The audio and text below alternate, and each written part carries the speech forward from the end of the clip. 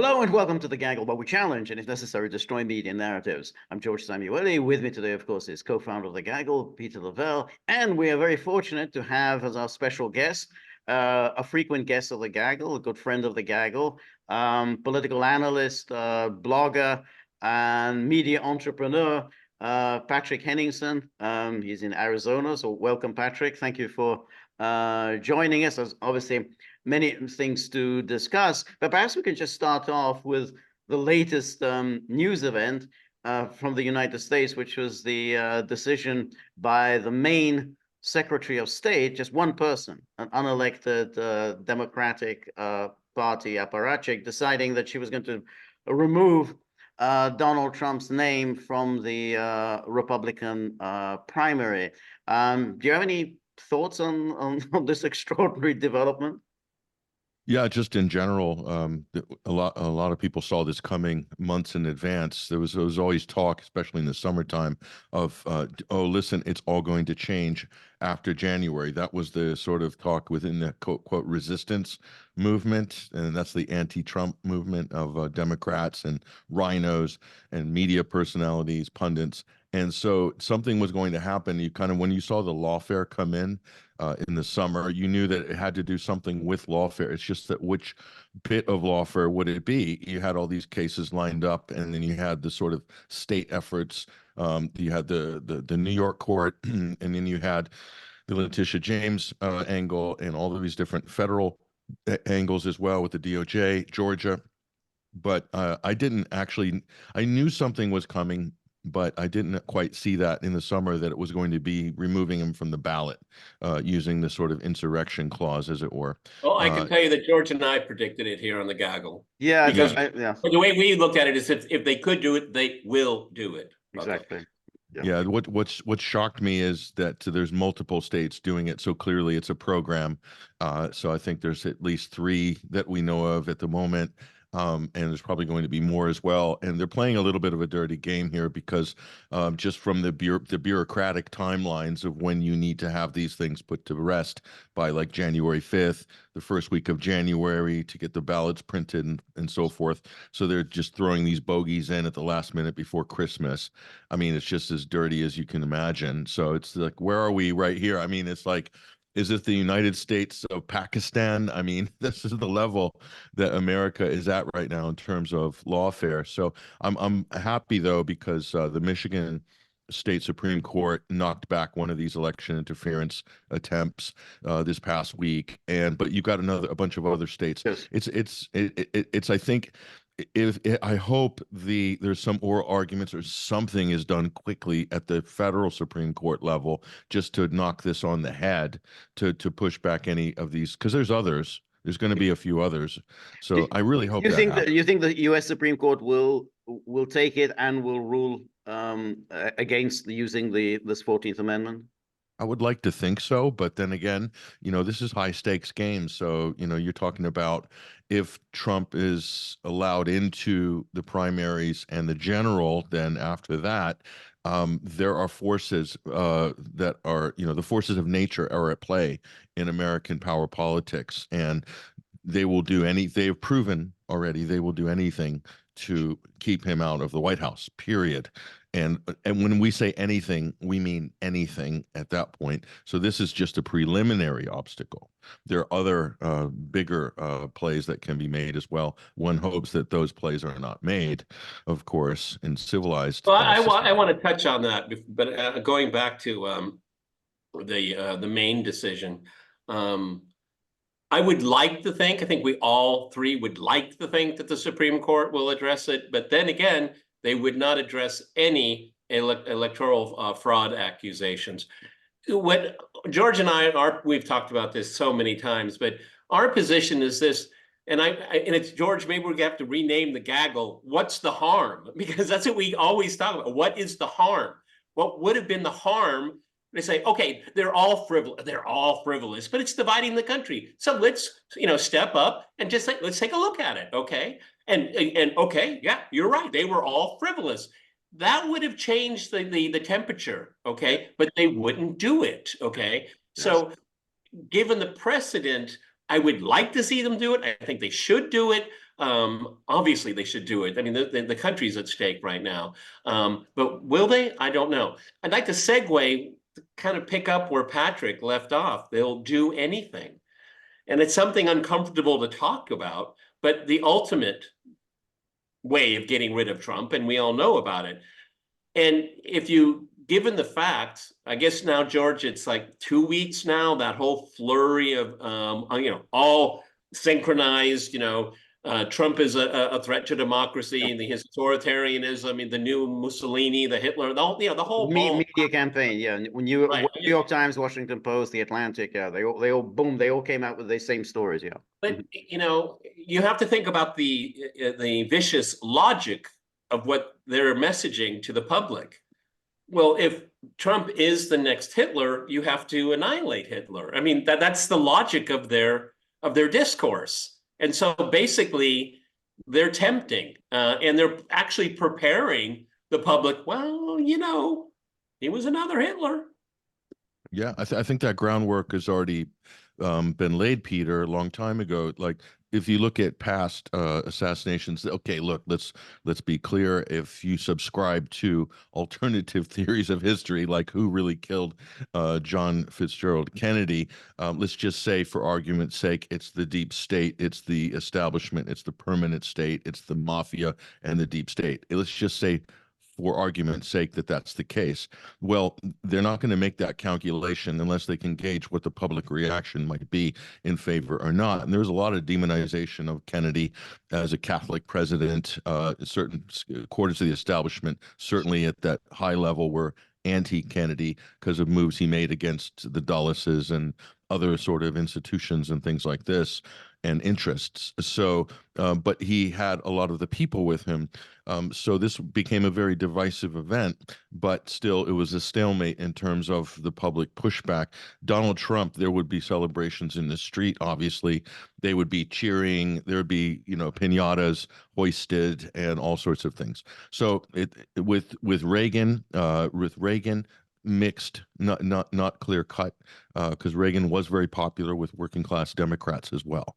So, and Trump is popular with working class Democrats. But there's an interesting one about George Wallace, because Wallace, when he was assassinated, when he was in the shot, he was making serious headway within the Democratic Party. It looked like he was going to get the Democratic Party nomination in 1972.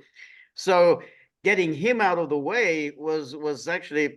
Obviously, it was something that was a lot of people were very happy about it, but it had a negative impact because, of course, then it meant that Nixon was a shoo-in for the general election, because now there was always a concern on Nixon's part that Wallace was going to run as a third-party candidate again, and was going to take away the deep South states from Nixon. So once he was out of the way, then essentially a Nixon landslide was guaranteed. So it was a mixed bag, But I think maybe in more in line with what Patrick was saying here is Robert F. Kennedy, okay, and because he look. I think it's safe to say that the nomination was his. I mean, he had just won the California primary. I think George and I have gone back and forth on this one here, but I mean. He did pose a similar threat, okay, and he did, and I don't think anyone denies that he was a popular figure. But I mean, I think what we're all trying to do, without not going into the weeds, is that these popular figures are a threat to the status quo. Peter said the P word, so but he didn't enunciate the end, which is the ism part. So populism. So, and George, I think, really nailed it there with George Wallace and Nixon. A populist left and a populist right, two choices. Both are bad for the establishment. As we found in hindsight, Nixon was more of a populist, I think, than history would give him credit for. And the takedown of Richard Nixon in Watergate, as Tucker Carlson kind of revealed it a year ago, that was a big epiphany for a lot of people to look at it through that lens. Patrick, the George, what was it, 24 hours or 36 hours or 48 hours? We said exactly the same thing here on the Gaggle. To this day, it has never been explained, that timing, okay? It's bizarre. No, that's bizarre. Yeah. But I think we're all in agreement that, the political establishment is going all in to destroy Trump. I mean, they're trying to do it in the courts. They're absolutely desperate to get a conviction of Trump before the general election. I mean, this is clear. The Smith and Tanya Chutkan, they're absolutely determined to get a conviction because they've looked at the polls, and the poll seems to suggest that Trump would lose support if he were convicted of a felony. So they're trying to, but if that doesn't work, and it may not work, then they've got this 14th Amendment thing, but that also may not work. So then, you really do have, the ultimate solution. I didn't want to say final solution, the ultimate solution to the problem. Yeah, yeah. So that's the part that we don't want to, tempt fate, as it were, by giving that too much oxygen. But let's just say, for argument's sake, that the primaries go ahead. There's a full slate on the Republican side. There's still a lot of other things that can come into play as well. So it's hard to predict the next few months. But where the polls sit right now, it's pretty much a slam dunk that Donald Trump would be the presumptive nominee on the Republican side. So I wouldn't discount any level of dirty tricks, any level of chicanery short of that final event that you're alluding to. So the question is, what would the reaction be?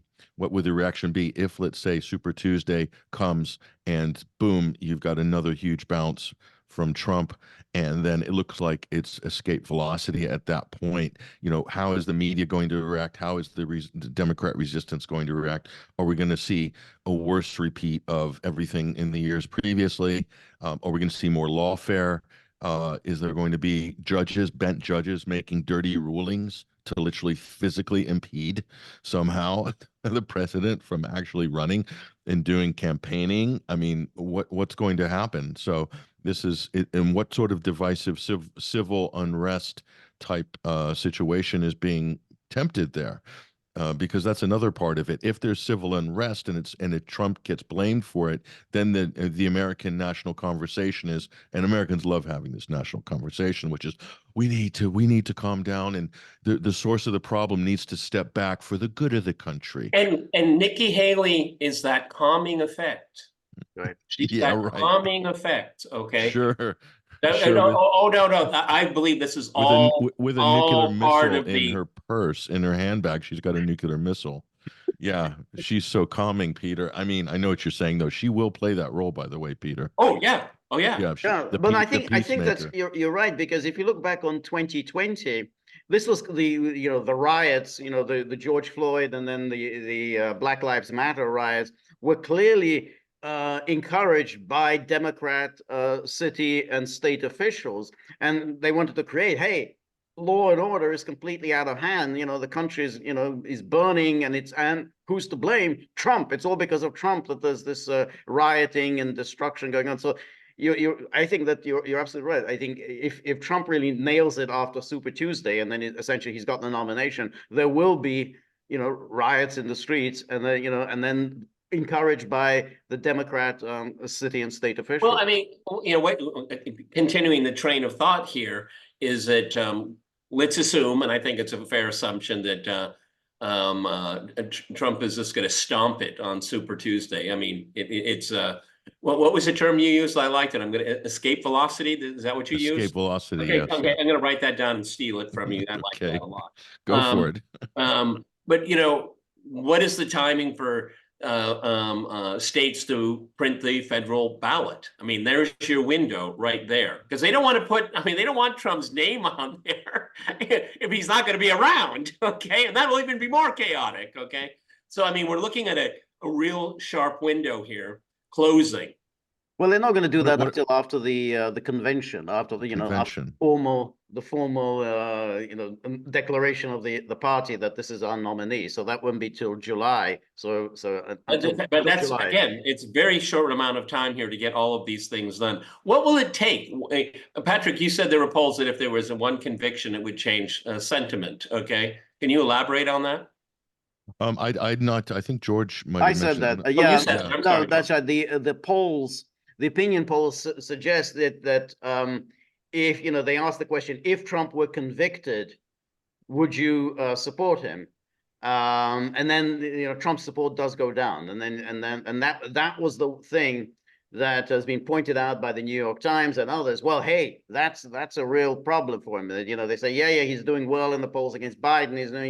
He's ahead in all the battleground states. But if he's convicted, then that support goes down. That may change. That may not be, it's not cast in stone. But that's the calculation that they're making. All these Jack Smith and Tanya Chutkan. Hey, this is how we can get Trump. We convict him, and then his support goes down. I don't really buy into it. I mean, everything these people have done so far isn't slowed Trump down. As a matter of fact, it's accelerated him. So the strategic thinking on their part it doesn't wash with me. I mean, possibly, okay, but I would tend to think just the opposite. Now we have to look at the MAGA base, the forever Trumpers. And then we have to look at independence and stuff. I think it's a lot more complicated, because if for the MAGA world, I mean that's like a thorny crown. Right. No, that's not the people that Trump would lose support amongst. It's the independent voters, the ones who may be leaning towards Trump now, but who may lean towards Biden if Trump is convicted. That's the calculation. But who the hell knows? I mean, until it's actually there and he has been convicted. And I think Tanya Chutkan may push for an imprisonment. He should be imprisoned, awaiting his sentencing. And then you think, well, what's the calculation there? I think personally it's going to blow up in their face. I don't think it's going to work, but I think that's the calculation. Well, Patrick, let's talk about things that are not working. I'd like to get your impression, your thoughts on how Biden's foreign policy in 2020. Before we do that, can I just throw in an important point? There's another level of defense for the resistance, and that is during open primaries. Supposing this is a closer race, i.e., how Ted Cruz was performing in the sort of middle part of the 2016 primaries. There's a number of states that have open primaries, and they're already pushing to get more of that in other states. There's petitions going around for Arizona and other states. I know because it was shoved in my face by independent candidate, let's just say, who will remain unnamed.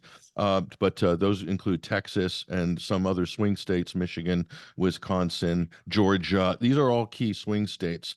And other states on the primary ballot. So could the Democrats do tactical voting? Would they mobilize tactical voting? Because there is no Democratic primary to speak of, so they can bleed millions of votes, because it's pretty much Biden can just stay in the basement and just de facto win the primaries anyway, because they fixed it like that. The Democratic Party, not very democratic. So that's another level of tactical resistance, I think, that could and will be deployed. And right. Robert F. Kennedy's campaign sits in the middle as well, and that's an interesting campaign that has can shepherd support one way or the other, or create a wedge. Now that you mentioned it, we can talk about Biden later. Now that you mentioned it, I have to say, in all honesty, I have lost complete interest in Robert F. Kennedy Jr.'s candidacy. I mean, his antics over the last few weeks, his words and his debating style. I mean, he's a big zero to me right now. I felt differently a few months ago. But I mean, at the end of the day, this hurts Trump. It doesn't hurt Biden whatsoever. Okay, and that's the whole calculus here. So you subvert the democratic process to create a democratic outcome. Very interesting scenario. Yeah, no, I agree, Peter, that my calculus has changed on RFK as well. But look out, there's a lot of open primary states, and they could swing things. If it was a closer race on the GOP side, if some of these other factors came into play, made it a closer race, and then a lot of pressure comes to bear on remaining Republican voters. Are you going to back Trump, and there'll be some rumor floated that he's not going to be eligible because of X, Y, and Z? Do you want to burn your vote on somebody who's not going to get the nomination? Will there be a coup at the RNC in the summer? These are all questions, and I wouldn't rule anything out. If Democrats were to flood open primaries, who would they vote for? Nikki Haley? Yes. Yes. Yeah, they would, because they have no principles. Peter, that's it. Forget there's no more anti-war vote, Peter. You have to remember it's been completely excommunicated from that camp. You know, they're gone. They're banished to the outer rims of the world, the Green Party, etc. So So there's we nothing see the left. resurrection of the Bush-Cheney approach to foreign Right. policy. Okay. Well, Yeah, yeah, okay. Well, yeah, Patrick, we exactly. obviously could then change topic. You've been writing a lot about Gaza and the war in Gaza, and where are we at there? Now, what's the the scenario there? How do you think see things developing over the next few weeks? But we're in an awkward position over the holiday season. So this is the period between, Christmas and New Year's where a lot of decisions are made behind closed doors and in anticipation that some new policy direction is going to emerge after New Year's. So I think with regards to Washington, how things go in Gaza with Palestine and Israel, a lot of it's determined by where Washington's going to go, where the Biden administration in this case is going to take it.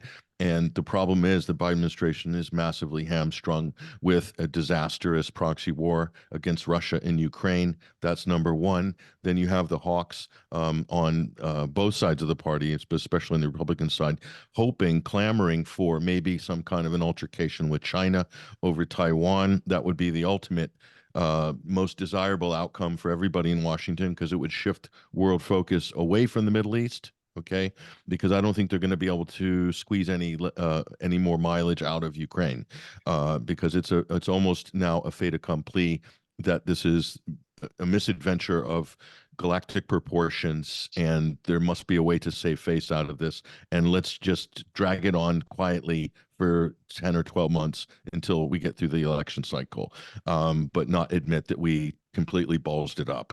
So that's the U.S. What about the expansion of the conflict? I mean, I've said all along, and I'm actually more and more convinced of it that as Israel's disaster in Gaza is shown in live television all around the world, change the subject. Hezbollah.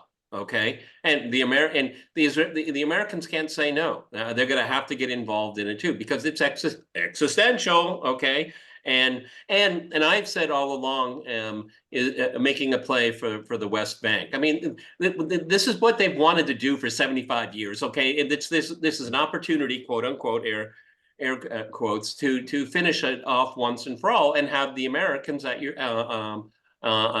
back. Okay, and then of course Lindsey Graham, he doesn't say things by mistake. Okay, it's all calculated, and they're drumming the war drums for a conflict with Iran. I mean, for me, for these people, this is all an opportunity. This is not a disaster; it's an opportunity.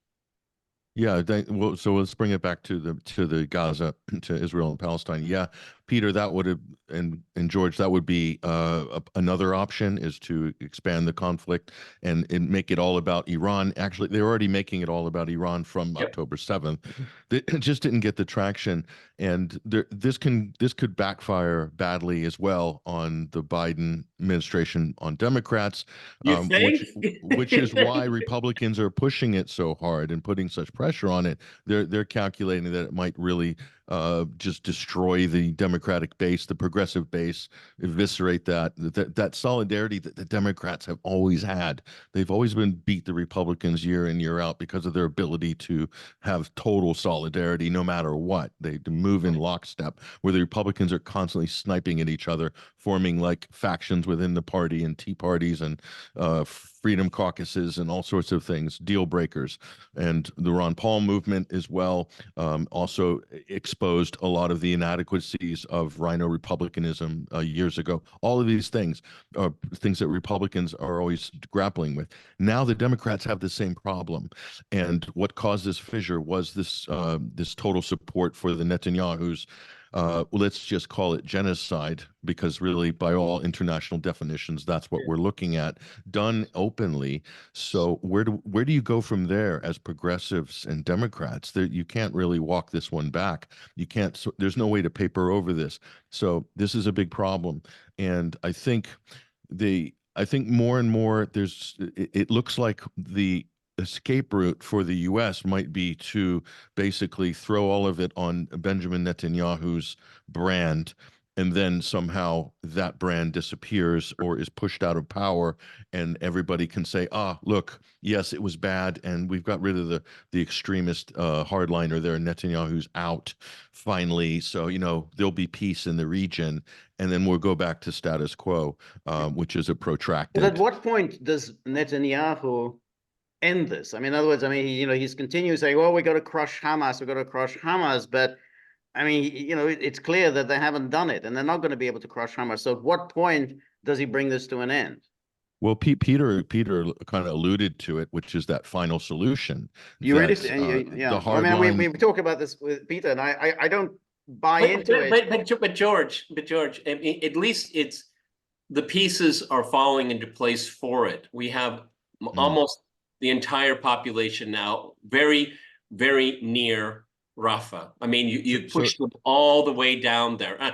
I'm not saying it's going to happen, but it's working in that direction. So this is the Palestinian problem that Israelis talk about internally, but it's not said in polite conversation by American Zionists or American supporters of Israel. They don't want to articulate that part, which is the ethnic cleansing of first Gaza and ultimately the ethnic cleansing of the Jordan Valley and the West Bank, and to then build up the greater Israeli state. That's the 100-year plan. That's the vision of the founders of the state of Israel. So how do you get rid of that? How do you deal with that problem? There is a faction, a hardline factions, who Netanyahu is marshaling their support from the beginning.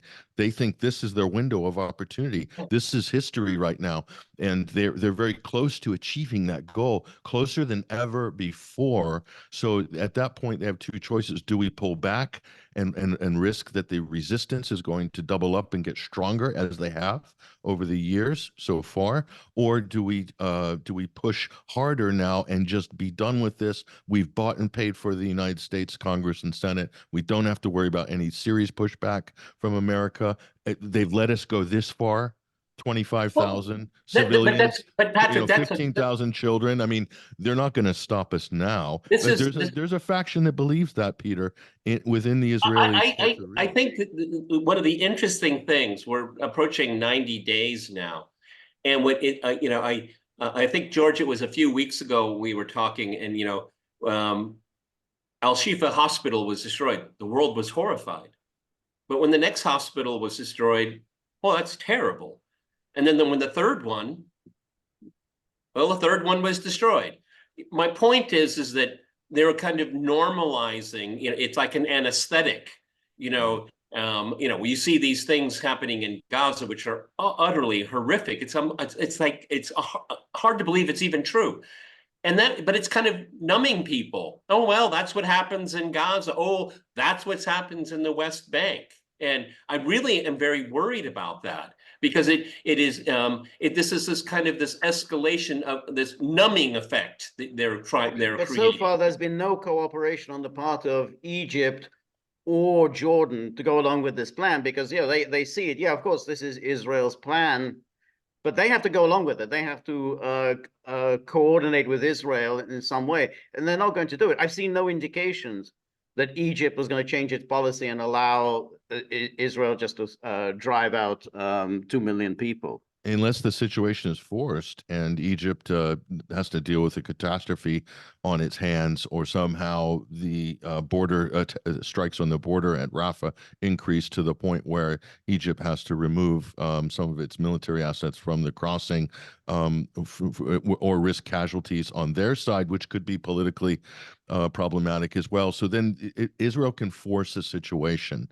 They can push a situation and then everyone has to react to what they have done. And I think they would prefer that, because at the moment they're still on the back heels. They're reacting to something that the Palestinian resistance launched on October 17th. And as we know in international affairs, geopolitics, the one who moves first and then sets the pace of events has the advantage during that period. So this is the lesson that the United States learned when Russia entered Syria in October of 2015. They've been playing catch up ever since, and they may never catch up because Russia's learned now how to set the pace of international affairs, and it's given it the ability to move and maneuver, whereas Israel is now on the back heels because of the axis of resistance, and not just in Gaza, but also in southern Lebanon as well. And look at Yemen is amazing. This is like the poorest country in the world has declared sanctions on Israel, and is managing to move major international shipping and financial interests and diplomacy, because they're doing what the U.S. has been doing for years, which is sanctioning people and then backing it up with hard power by interdicting ships or cargo, and Israel does the same thing to Syria and everybody else, and it's all fine. But when Yemeni does it, everyone's freaking out. I think this is the most amazing thing, because Yemen's doing it in accordance to international law. So this is an interesting segue if we want to talk about solutions to this problem. I'm looking at Yemen, Ansar Allah, who a lot of people in Yemen believe is the legitimate government, not in Saudi Arabia and Washington, of course. They don't recognize them, but they're behaving like a normative state actor, abiding by UN resolutions, the Geneva Convention, and the Genocide Convention. They just haven't filed their Genocide Convention case, cease and desist order, but they've done everything else that the U.S. has done to Iran, and whenever they want to seize oil tankers or the So you're British. now encouraging, what do you mean by solution? What do you mean by that? The solution is ultimately this is a political problem, and ultimately will require a political solution. Of course, there could be a military solution. We don't know how and when the final blow of that would be. But let's just say a political solution has solved similar problems in the past with international pressure on South Africa, for instance, to change the apartheid regime. But it's done through sanctions. But you have to be willing to back up those sanctions. Only a few countries in the world are either able or willing to do that, to back up their policy. Yemen has shown that it's willing to back it up with military action, with direct action. And that is incredible if you think about it, because other countries could have done this. So many other countries with better means of navy, with money, with a better military, they could have all done this, but no one did, because everyone was afraid of Israel and the United States. But Yemen's not, because Yemen has already been engaged with a war with the United States for almost 9 years, via their proxy Saudi Arabia and the UAE, and they're not afraid. Clearly, they have nothing to lose. They've been blockaded. They've lost hundreds of thousands of their own people over this dirty war against Yemen to partition the country, the West, to partition Yemen. That was the goal of this. And to control the very body of water and trade that we're seeing right now is in the focus. So that's an interesting development in history, I would say. And you think other countries are going to join Yemen? Other countries have the ability to do just that. And maybe it only takes one country to show what can be done, that others could follow suit and realize that actually I can do that. Now, I don't know if there are many actors that could. Iran certainly could, but it's in a very touchy situation as well, because the West are looking for any excuse to mount some kind of a preemptive strike against the Iranians. But so Yemen is in this unique position, and let's just see if anybody. I would like to see Egypt take a stronger role. Everybody's waiting for Egypt. Syria is hamstrung with their internal instability by design, by the United States, Israel, and other actors. Turkey doesn't look like it's going to act in any assertive fashion other than politically to give support. There are other but things still exporting gas to Israel during all of it. So we're not expecting much there. The Gulf states, forget about it.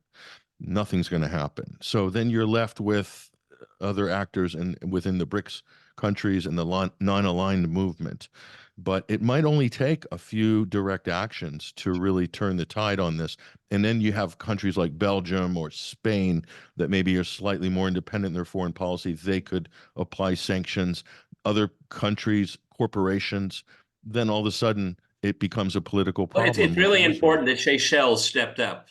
The Seychelles, they stepped up. Well, it's a coalition of the willing, Peter. You know, the Faroe Islands, the Seychelles, they always pick up the slack for the United States and these grand coalitions. So, Well, yeah. but Patrick, I mean, in watching the almost 90 days of this war on Gaza, there's a lot of talk. I guess, Blinky, he's going over to the Middle East again on Monday or something like that. Why? Nobody's listening to him. Nobody cares what he thinks. Okay. But, nothing seems to stop Israel's war on Gaza. So if it hasn't happened now, why would it happen in a week or 2 weeks or 3 weeks? I mean, I hear this, the Biden administration wants them to temper this, and all, but that's just empty words. And I think they're all blowing smoke in our face. I don't think they really do care. Politically, this has only hurt the Biden administration. It's only hurt the Democratic Party. It's only hurt the United States on the international stage. They've hemorrhaged so much credibility by backing an active genocide, and that goes for Britain as well. That goes for Germany. That goes for Ursula and the gang in Brussels. They have so damaged their own credibility in terms of foreign policy, in terms of decision making, in terms of statecraft. Okay, so another example of government institutions risking it all for, I'm not sure why or what. Maybe it's because of coercive pressure from the Israeli lobby or just general dysfunction and cuckery within Western governments, okay, and corruption. And so you have this divide between the people and government. It's getting wider and wider. And what does the government do? It doubles down with censorship. It says, oh, the disinformation's causing people to lose faith in our institutions and our media and our elections. And like, hello, we're going to have this debate again after Ukraine. You guys have done everything humanly possible to undermine credibility in your own institutions of government and media through lying, through policies, through dirty wars, through subterfuge, and so forth. So now we have yet another example of this. So but the worst is this for Israel. Its brand, the longer this has gone on, their brand is already irreparably damaged. They will never recover. The Israeli brand as a victim state among the Arab countries, it's now finished, I think. And also their ability to marshal knee-jerk reaction and reflexive support from populations, governments, it's now going to be in question globally. And so, and that's of their own Patrick, could I doing. just, sorry to interrupt, but could I just ask, which relevant to what you just said, do you have any thoughts on Sergei Lavrov's extraordinary statement yesterday in an interview in which he likened Israel's actions in Gaza to Russia's special military operations in Ukraine, that the goals of the Netanyahu government, which is denazification, demilitarization, are exactly the same as Russia's goals in Ukraine. And he went on, he said that Russia and Israel are joint at the hip because of their shared experience in World War II. They had the Holocaust and we had the 27 million deaths. It's kind of extraordinary, and it seems like, I don't know who now speaks on behalf of Russia, but that does seem like, when you say Israel's brand is tarnished, you would think, but now, Russia seems to have, still adheres to that brand. Well, that's a good point. What the Russian foreign minister may be attempting there is a typical judo move, argumentative move to take the unflinching U.S. support for everything Israel does and every military action it takes to defend its security and to defend itself, as it were, and then use that to basically disarm U.S. ICC arrest warrants, etc. All these things that have been pointed at Russia over the Donbass. So, I mean, but on a deeper policy level, I think the president of Russia has articulated his disdain for what's going on in Gaza pretty clearly on a number of occasions, saying it's completely unacceptable in civilized international relations. So, but Lavrov's argument, I would disagree with on a moral level, but tactically, I think he's making he's trying to make a very clever argument in Yeah, order that's to the point. It's a clever neutralize. argument. Nobody's Yeah, interested yeah, in clever arguments. I mean, the idea that, yeah. oh, you're hypocritical. Of course, Americans know they're hypocritical. Oh, you have double standards. Of course, they have double standards. I mean, But the Russians, we've known this for cannot, decades. the Russians can't resist poking holes in America's, seemingly impregnable argumentative positions in international politics because it's so easy. So it's almost like a Yeah, national it's so sport. easy. So why would he say something like that? I don't. I'm at a complete loss. I, Sorry. I think tone deaf, maybe a little bit tone deaf, on that front. So I would expect a clarification on that point in the future. But yeah, interesting. Yeah, it is, and unfortunately, we've talked about this before. That Russia's very addicted to the clever argument, but if the United States were persuaded by clever arguments, the United States would have changed its ways many years ago. I mean, it knows its arguments are worthless. They know the New World Order means absolutely nothing. But Americans continue saying But it. to listen on the foreign policy front, that's that type of argument of okay, it's dubious and problematic on many levels when you talk when the context of morals and ethics internationally and human rights. But if you listen to the Russian delegation from the UN, they're very much right down the line by the book, and they're basically invoking UN Charter, Palestine's right to self-defense, and Israel does not have a right to self-defense if they are occupiers. Okay, so Russia's position from the permanent representatives at the UN has been pretty clear, aligned with UN resolutions. So is that the policy of Russia internationally? Is that their official foreign policy? By the letter of the law of international law, yes, it is. It seems to be. So yeah, different But there's a different question of conversation how going on. seriously then does Russia take this? Because Lavrov, again, he went even further. He said, well, Netanyahu, he's not a bad guy. He hasn't criticized us. The previous government, they criticized us over Ukraine, but Netanyahu, he's been straight down the line. He's been a good friend of ours. So is Yeah. that what they're now taking it? Well, we can work with Netanyahu, but we don't like the previous bunch.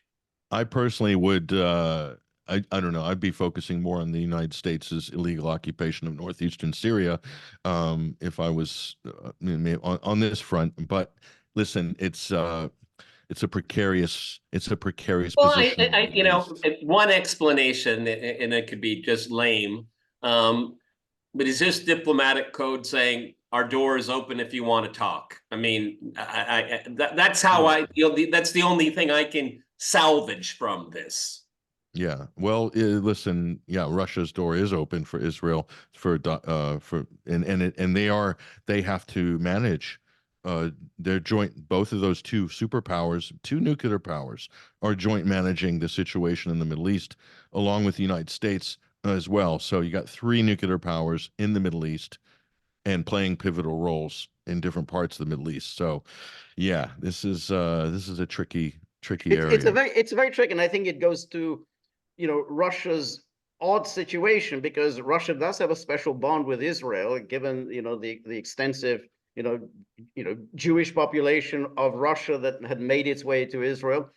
Russia also has its own Israel lobby. I mean, there's no question. I mean, it does, everybody. It does. So but of course Russia has the whole Soviet era good relations with the Arab world. So they they are juggling a lot of balls in the air. They have and but Russia also has the Orthodox we had good Church. relations during the Soviet era with the Arabs. Yeah, sorry, what was that? Also, the Orthodox Church plays a much more prominent role in modern Russian political and society than it did maybe 20 or 30 years ago, and that's also an important part of the conversation, increasingly so.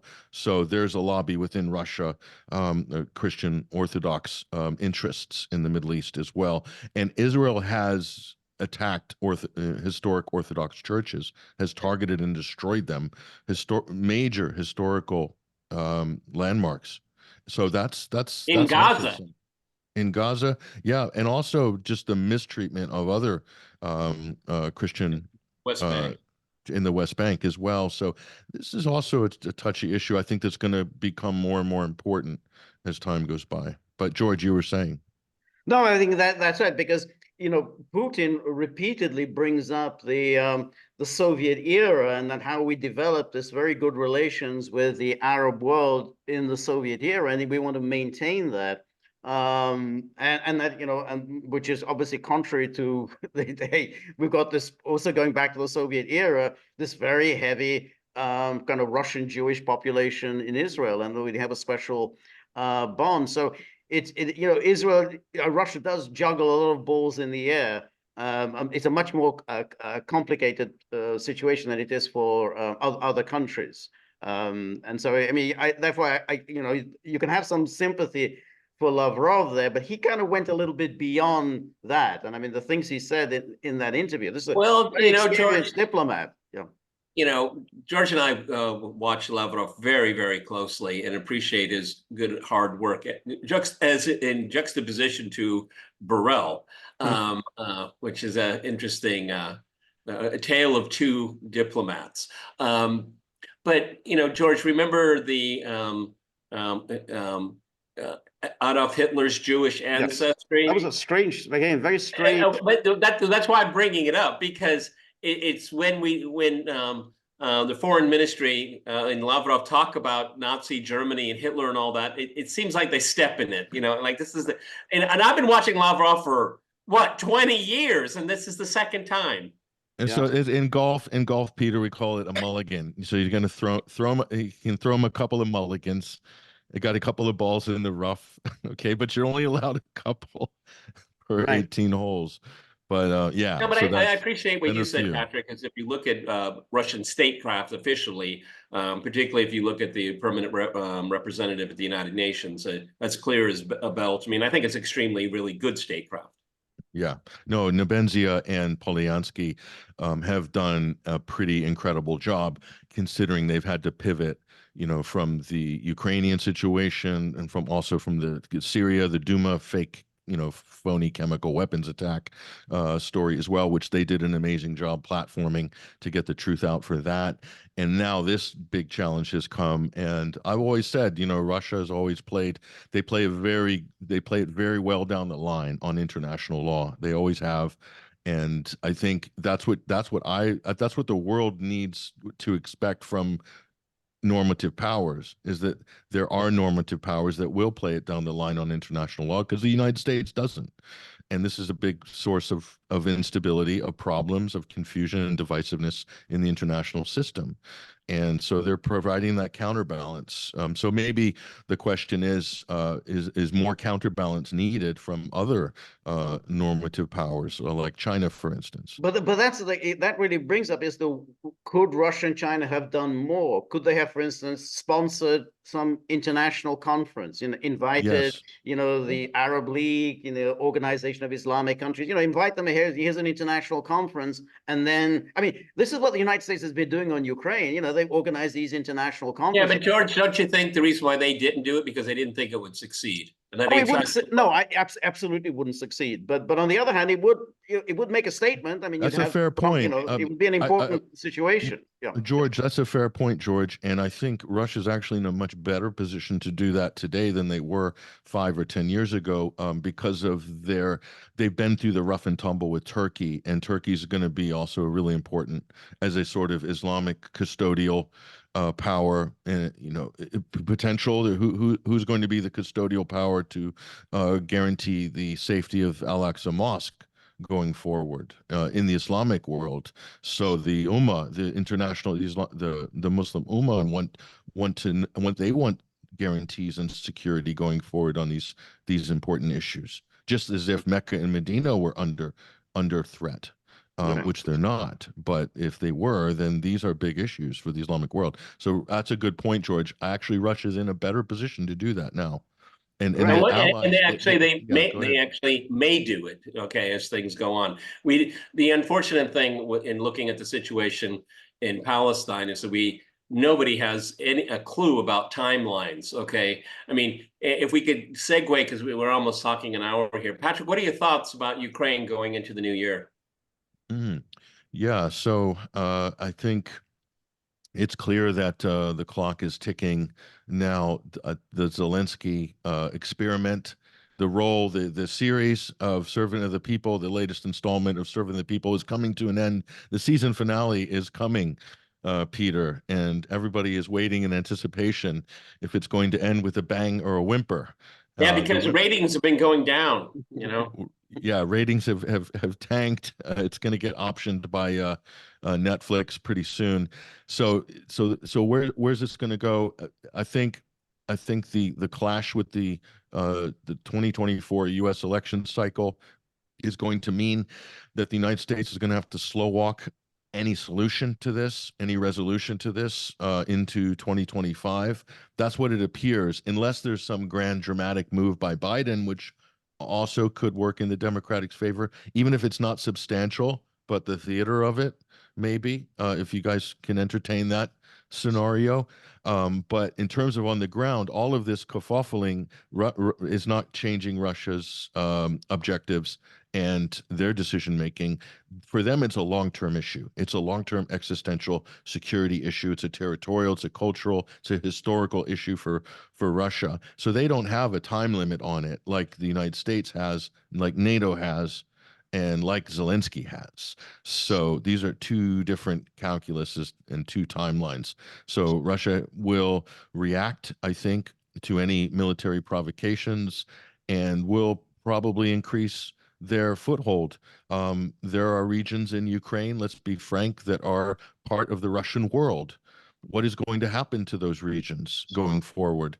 But Russia doesn't have to resolve those in the next 12 months. But the United States, Zelensky, NATO, everybody who's put all of their political capital, sunk it all into Ukraine, they need solutions. They need resolutions. They need to come out on the other end of this. Legacies have been wagered on this conflict, political legacies in the West.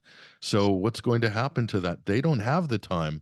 So this is a question. We're going to see some desperate moves somehow to reinvigorate the conflict, or is it going to Well, go as it one has scenario been? which at least I've argued is that at the birthday party, the 75th birthday party of NATO next July, they're going to induct what's left of Ukraine, the rump Ukraine, into NATO. That'll be their birthday present. You know, hey, well, we've lost 20% or whatever of Ukrainian territory, at least for the time being, but the rest, you're now in NATO.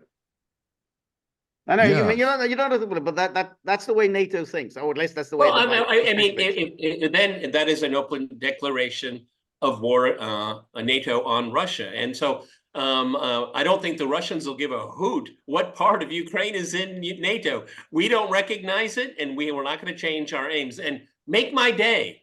What are you going to do about it? Well, what you have seen a decline in Russian missile strikes into strategic military targets in Western Ukraine over the last year. Okay, Except for the last 24 hours, Patrick, it was except pretty intense. Okay. yeah, but just yeah, in general, you have so that could increase if there's Russia's if they induct Ukraine into NATO. There's going to be a response by Russia to continue to demilitarize Ukraine, period. So they would induct it in only by name, but that's going to create a whole political controversy in the West because as we know, Article 5 is not an automatic reflexive trigger for World War III, as George has pointed out many times in the past. So that debate will resurface as well. I mean, yeah, when is the political theater going to end, and when is the West going to get substantive on its positions and its policies and its bilateral agreements? And they're just putting this all off. They're pushing it all down the road for all of this theater, and this theater is very lucrative, and that's one of the things I think that's going to continue to drive it is the money. Right. No, they're putting in big orders. There's a lot of people are making a lot of money on Ukraine. So that's why I don't think the United States has any real interest in bringing this to an end, which in any case, if you try to bring it to an end now, it would look bad. I mean, it would look like NATO has failed, the United States has failed. So therefore, they want to keep the war going, but make sure Ukraine doesn't collapse. And that's Well, has to be the that's concern, just that it, Ukraine George. collapses. I mean, NATO has failed. Objectively, it has failed, but the narrative will be that it is not. Okay, and that's what they have to segue. That's how they have to create their new narrative. Okay, is that in fact NATO actually won and Russia actually lost. That's what they're going to try to convince people of, and that all these people that were so invested in this Ukraine project will believe it. Okay, because it's a way out. So what about the government in Kiev though? What is a viable alternative to the current regime? Because the current regime is no longer viable.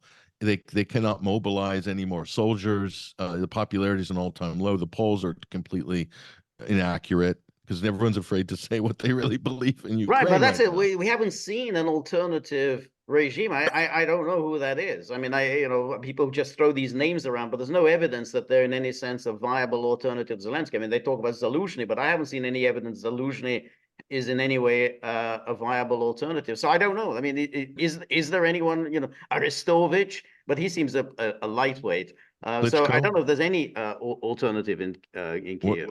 What about Klitsch? Klitsch. I mean, Klitsch? Is Klitsch a serious figure? Has he learned I don't enough think, for well, it's interesting because I don't think he would be saying these things that he'd been saying if he hadn't gotten the green light from Washington. Mm-hmm. I strongly believe that. It would have to be pro-US. I think it would was have to be pro-US. Oh, absolutely. I think it was Hemingway that said bankruptcy, it starts and then it happens very sudden. Okay. And I think that's one thing we have to look at here in Ukraine. One of the issues that I've been bringing up over the last few weeks is that civil unrest within Ukraine itself, because there's I'm very close to it, okay? And I'm around people that are very close to it. It's all families here, okay? And the mood, and both of you are absolutely right, don't trust any of the polls because everybody's afraid. But kitchen talk, as we say in this part of the world, is who took what and where are they, okay? And that is a dominant conversation. Who took what and where are they? What did they spend their money on?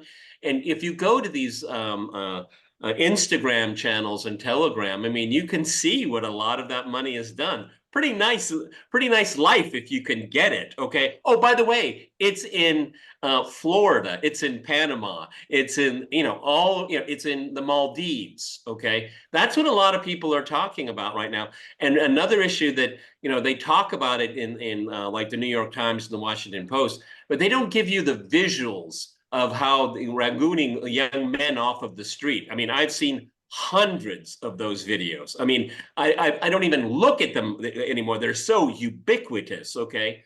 This is also in play. And of course, we had the pitch that came out of the administration that, the last check has been sent, pensioners are going to go hungry. I mean, we get all this thing here. Yeah, but that isn't. But I think, let me finish short. But I think I'm going to kind of agree with George to a great degree, is that they're not going to let this project fail. They're not going to help it win, but they're not going to let it fail. No, I don't think so. And I think there's also the ultimate solution, again, which is that if it gets to the point where Ukraine is on the brink of collapse and the Americans are really worried that Russia's just simply going to just sweep into Ukraine and sweep into Kiev, I think they're going to move NATO forces into Kiev to prevent a collapse. They're going to do it. No, they will. They're not going to allow Ukraine just to collapse and be taken over by Russia. But anyway, I know it's also writing a check, giving a speech, it's all one thing. Sending your young men. Not in order to fight. The point will be not in order to fight Russians, but more in order to hold the line. So that's what we get here. You think there are NATO forces that can actually do that, George? Seriously? Yeah, I mean, NATO. I don't think. NATO hasn't been bloodied yet. I mean, the blood has been shed by Russians and Ukrainians. NATO hasn't been bloodied yet. All they need to do is to show that we will not allow Ukraine to collapse. That's all they wanted to show. So they're going to call an Uber and take me to Kiev. Okay. Well, what do they have left in their well, what do you mean? What do they have left? They haven't lost anything. I mean, they not a single NATO. They've got 10,000 Poles and 5,000 Latvians. They can deploy some Swedes. No, no, not Swede. They're not in yet at the moment. Maybe Finns. Finns. Cross the border and see what happens. But I think this is a Cross good the border opportunity. and see what happens. We've identified an issue that both Peter and George can lay a bet on. So I think I think this is a good one for a bet. Actually, you know, Yeah. at least $1. Come on, guys. No, let me No, show I you. agree. Let me show you what we're gonna bet. Just bear with me a second. Uh-oh, here we go. A prop. Yes. That's the prop. He's going to produce a prop. Yeah, that's the big question. Right. But Here we that's go. Here we that's go. always been the big Whoa, question. whoa. Siberian Orthodox vodka. Wow. Is that good? Is that good vodka? Good. Yeah. And George, I will throw in a complimentary shot glass. That's great. That's good. That sounds like a good bet. That's a good Is that a good? bet. That's a decent bet. Yeah. Okay. Well, there's witnesses to this, so you guys, someone's gonna have to pay up. That's right. Anyway, Patrick, I mean, any closing thoughts as how we move forward into the new year? No, I think closing thoughts are, I think one of the things that's going to push forwards solutions, I think, is a higher level of political awareness and informational awareness in the public on these issues, and so many independent media, podcasts, pundits, etc., have played a big role in that. Present company as well. And I think that's on the increase, the level of understanding. I've been getting together with people, and the nuance of the conversations is much better than it was a couple of years ago. I'm very hopeful that some of this is going to permeate and put pressure on policymakers to think, right, you know, we got to start adopting more logical and rational and common sense approaches to some of these problems. And hopefully there's solutions somewhere in there. Yep. Okay. Well, Patrick, it was really very good of you to get up so early in the morning and to give us your time. It was a fascinating conversation as usual. Look forward to you rejoining us very soon. So thank you, Peter. Like the glass. And remember, if you like the gaggle, please like, share, and subscribe. See you soon. Bye.